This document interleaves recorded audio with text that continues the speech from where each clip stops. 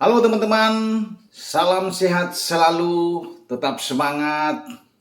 Kita akan membahas atau mereview hasil pertandingan di babak 16 besar leg kedua UCL atau Liga Champions, khususnya yang berlangsung di Stadion Anfield. Kita sudah tahu pasti ya, bahwa The Reds Liverpool akhirnya tumbang dengan 0-1 melawan tamunya.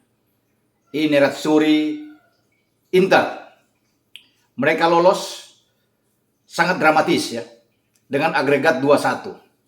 Ini karena Liverpool masih bisa bernafas setelah mereka bisa menang di leg pertama di Meazza melawan Inter dengan 2-0.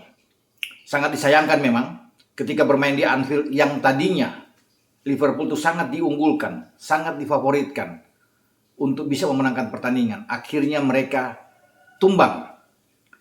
Untung saja bisa tidak 2-0. Kalau 2-0 akan dilanjutkan dengan perpanjangan. Bahkan bisa ditentukan lewat adu penalti. Dan bukan tidak mungkin Inter yang akan lolos. Bersyukur juga bahwa ketika Lautaro Martinez bisa membuat gol di menit 61, hasil umpan dari Alexis Sanchez. 2 menit kemudian Sanchez diusir keluar oleh wasit Miguel karena membuat pelanggaran kedua dengan kartu kuning keduanya saat dia mengambil Fabinho. Karena di babak pertama dia juga sudah men-tackle ya, membuat pelanggaran terhadap Thiago. Ini sebuah kerugian sebenarnya bagi Inter Milan. Kalau mereka bermain dengan 11 pemain, mereka bisa mendapatkan hasil yang bagus karena Alexis Sanchez ini sangat baik, sangat menakutkan ya. Terus bisa mengancam pertahanan dari Liverpool. Dia menjadi orang yang selalu bisa memberikan assist, bisa umpan-umpan yang dibutuhkan oleh Lautaro Martinez. Karena Simone Inzaghi dalam penerapan taktik strategi dia bermain dengan starting 11 itu tidak menggantikan banyak perubahan. Kalau bisa melihat dengan di leg pertama, dia praktis hanya menggantikan satu pemain, Edin Dzeko, yang tidak dimainkan karena di leg pertama bermain dengan Lautaro Martinez. Sekarang Alexis Sanchez yang didorong untuk bermain dengan Lautaro Martinez. 5 gelandangnya tetap sama ya. Dumfries, Perisic, Brozovic, Calhanoglu, dan Vidal yang memainkan peran mengisi posisi dari Nicolo Barella ya, yang kena sanksi dan tidak bisa bermain. Dan di belakang itu dengan Bastoni, Skriniar, De Vrij, di depan penjaga gawang Samir Handanovic. Sebenarnya ini bisa juga dimanfaatkan oleh Liverpool. Ketika De Vrij keluar, agak bermasalah, ini pemain kuat di jantung pertahanan. Dan yang masuk menggantikan adalah Danilo D'Ambrosio. Ya. Tidak sekuat, tidak sebagus De Vrij memang. Ya. Tetapi D'Ambrosio bisa menjawab tantangan. Ya. Kepercayaan yang diberikan oleh Simone Inzaghi. Dan dia tampil oke untuk bisa mendampingi Bastoni dan Skriniar. Namun Liverpool tidak mendapatkan sesuatu yang diinginkan tentunya oleh Jurgen Klopp, mencetak gol. Karena masalah bagi Liverpool itu adalah membuat gol. Percuma mereka bermain dengan intensitas serangan yang sangat tinggi, mengontrol permainan, ball position bahkan jauh lebih bagus dibandingkan dengan di leg pertama. Karena di leg pertama tuh Liverpool itu hanya 54% penguasaan bola. Sekarang di Anfield 63%. Dengan akurasi operan mereka mencapai 87%.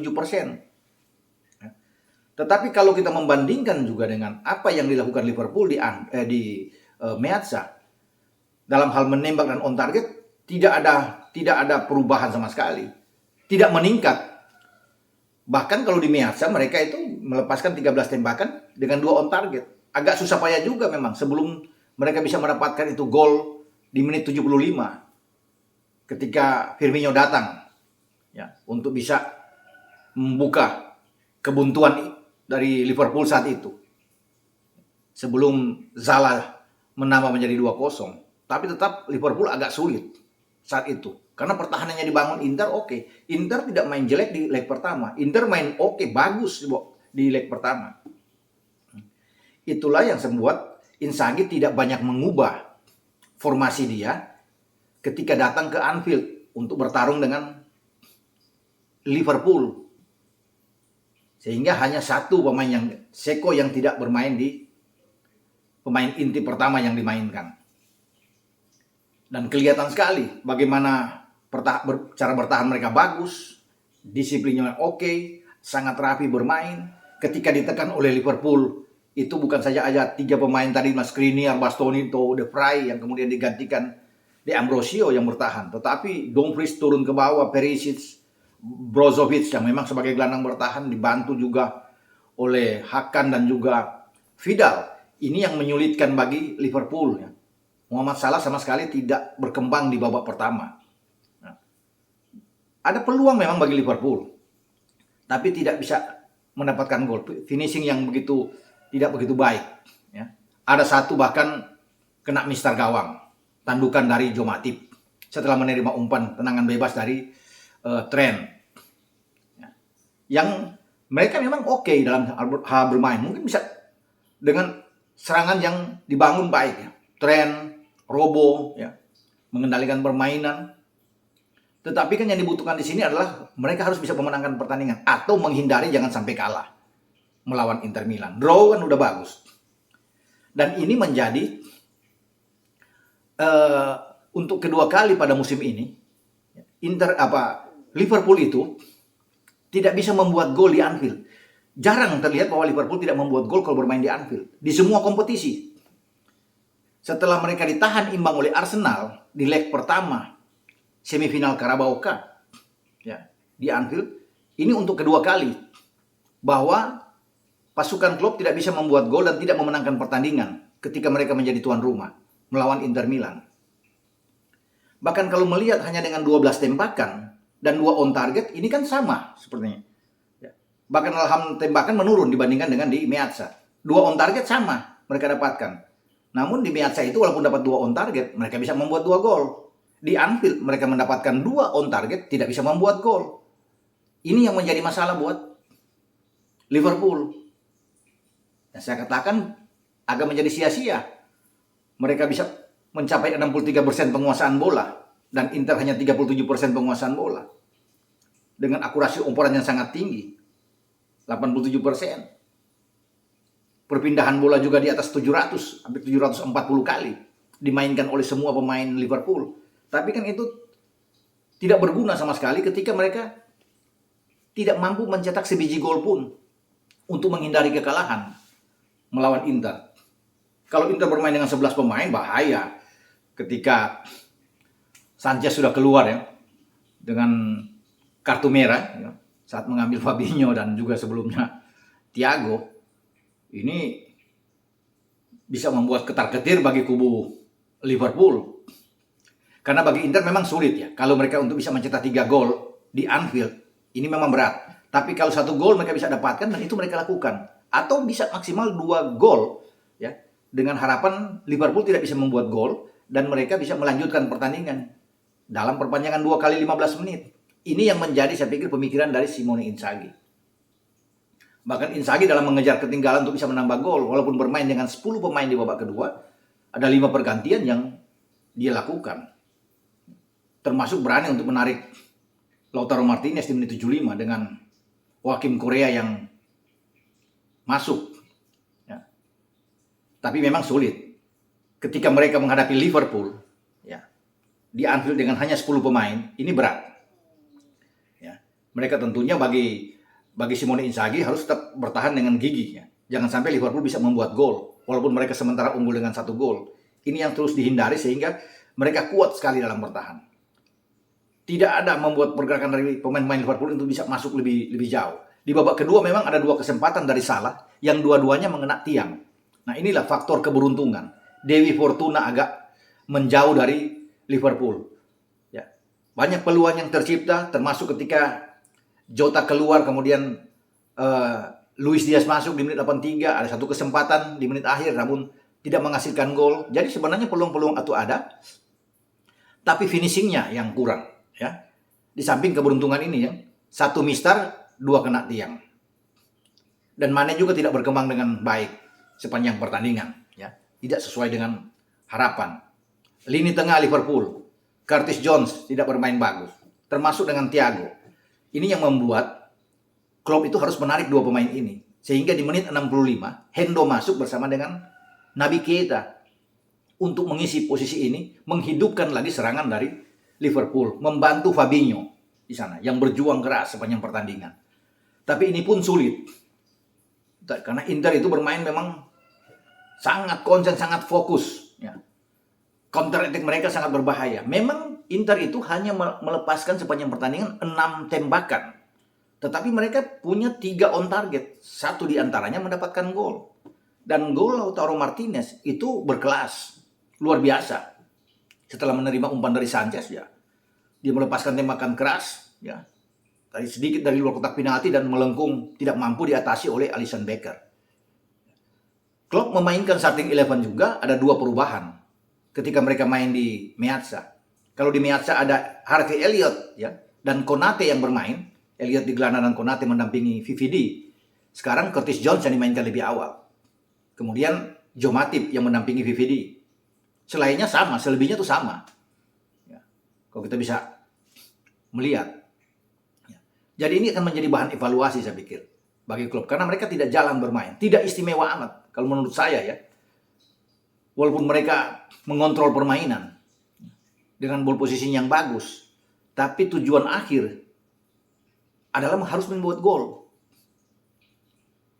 Namun kalau saya bisa melihat menarik ke belakang, menghadapi tim-tim Italia itu di Anfield selalu paling tidak dalam 2 musim terakhir itu agak repot ya bagi Liverpool. Sebelum kekalahan ini juga kita bisa melihat bahwa AC Milan tuh nyaris bisa memaksakan hasil imbang. Setelah tertinggal 2-0, kemudian mereka bisa menyamakan 2-2 AC Milan. Dan hanya kalah 3-2 saat itu. Bermain di Anfield. Sebelumnya pada musim lalu juga di UCL 2020-2021, Liverpool juga gagal membuat gol bermain di Anfield. Ketika mereka berada di grup D, ya, menghadapi Atalanta, mereka keok tuh, kalah 0-2. Lewat gol Joseph Ilicic saat itu dan Robin Gosens. Jadi tim asuhan Gian Piero Gasperini di Atalanta ini mampu menghajar habis Liverpool. Bahkan Liverpool bermain sangat buruk saat itu. Atalanta yang tampil luar biasa memang. Mereka ada 4 on target dari 8 percobaan menembak ketika itu. Ya, mestinya 4 gol mereka bisa melakukan di gawang Alisson. Sementara Liverpool itu hanya 4 kali menembak sepanjang laga dan 0 on target. Tidak ada. Wah, ini pertama kali mereka bermain di kandang, 0 on target. Dan itu mereka alami lewat Atalanta. Memang agak sulit. Ya. Sebelum Inter melakukan itu pada dini hari tadi ya, Rabu dini hari. Ketika mereka kalah. Sebelumnya juga di Anfield, kalau bicara di UCL, Liverpool itu pada 12 Maret 2020, ya, mereka kalah di babak 16 besar dari ATM. Setelah kalah 0-1 di Wanda Metropolitano, datang di Anfield, ATM juga menang dengan 3-2 secara dramatis. Sempat bahkan unggul 2 gol. Hampir membawa Liverpool untuk langsung lolos ke perempat final. Namun mereka gagal di 16 besar. Ketika Gini membuat gol, Gini Wijnaldum memaksakan untuk perpanjangan waktu dan Bobby Firmino bisa menambah gol ini. Sepertinya mereka akan lolos. Ya, namun 2 gol dari Llorente dan gol terakhir dari Alvaro Morata menamatkan perlawanan Liverpool saat itu di Anfield. Jadi ini kejadian ketiga kali mereka kalah di 3 musim beruntun di saat mereka menghadapi tim-tim seperti Atalanta, Inter dan sebelumnya dengan ATM. Padahal kalau di lokal, di domestik, sulit mengalahkan Liverpool kalau di Anfield. Ya. Termasuk di Piala Liga yang mereka sudah juara dan Piala FA. Selalu bahkan mereka bisa mencetak gol. Tidak pernah mereka gagal untuk membuat gol, kecuali satu tadi ya di Piala Carabao melawan Arsenal 0-0 sebelum mereka menang melawan Arsenal di leg kedua main di Emirates. Jadi ini akan menjadi bahan evaluasi ya. Karena di lini kedua kalau saya lihat tuh tidak jalan dengan bagus. Sulit untuk bisa membongkar pertahanan yang kuat sekali dibangun oleh Inter Milan. Ketika Liverpool menekan, mereka membiarkan Liverpool itu bermain dengan ball position. Ini memang tahu bagi Inzaghi. Tapi sulit untuk masuk sepertiga lapangan, mereka langsung mengunci. Makanya 5 gelandang mereka itu terus bergerak ya, secara mobile. Ini yang menyulitkan bagi Fabinho, ya, termasuk bagi Thiago di babak pertama dan Curtis sampai ada pergantian dengan Keita dan Hendo masuk. Menjadi kesulitan. Salah juga ketika memegang bola, ini ada instruksi khusus saya kira yang dilakukan oleh Simone Inzaghi ketika Salah memegang bola langsung dikepung 2-3 pemain. Ini agak menyulitkan bagi Salah. Termasuk bagi Jota juga dan Mane. Akan menjadi bahan evaluasi saya pikir bagi Jurgen Klopp setelah pertandingan ini. Untuk semua pemain juga. Karena tidak sesuai dengan harapan bagi Klopp dan juga bagi pendukung Liverpool. Karena melihat tim kesayangan mereka justru kalah di kandang dan tidak bisa membuat gol. Karena pertandingan nanti di babak perempat final dalam undian, kita tidak tahu Liverpool akan ketemu siapa. Kalau ketemu dengan tim-tim, katakan ketemu City, Chelsea, Bayern Munchen. Wah, ini gawat juga nih. Rame, menegangkan karena dengan level yang sama. Karena ini tim-tim yang kuat dalam memegang bola juga. Kuat dalam ball position, dalam bermain terbuka oke. Jual beli serangan pasti akan terjadi. Nah, pasti Klopp akan melihat ini. Jangan sampai terulang lagi kejadian seperti menghadapi Inter Milan, di mana mereka mendapatkan kesulitan sekali. Buntu benar. Walaupun ada peluang, pasti peluang itu ada. Tapi finishingnya nggak ada. Karena yang mereka butuhkan adalah gol. Ya. Di samping memang keberuntungan saya katakan. Dengan satu mistar kembali lagi dengan 2 tiang gawang. Inilah sepak bola. Dan Klopp harus bisa menerima ini. Mereka bisa lolos secara dramatis. Dengan keunggulan agregat. Beruntung ada 2 gol di Meazza.